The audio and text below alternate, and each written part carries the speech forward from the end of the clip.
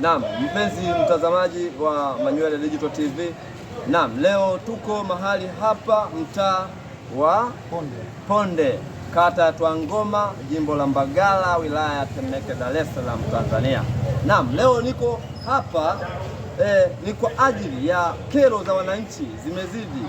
Wanazungumzia kero zao kuhusiana na mambo ya shule. Shule zimezidi michango, zimekuwa ni changamoto, zinasababisha umaskini ndani ya familia ambazo familia nazo ni za hali ya chini.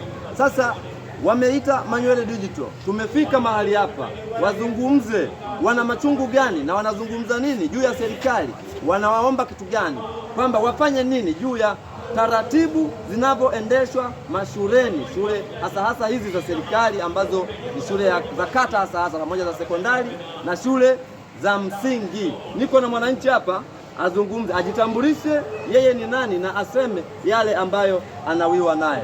Ndio mwandishi wa habari, naitwa Kikembo, ni mchungaji. Wachungaji watu tunapenda kuongea ukweli, uongo hapana. Alipovuta kusikia na kupigwa kofi, yule mtoto akakimbilia kuja kwangu kunifuata, maana nilikuwa sijatoka viwanja vya shule.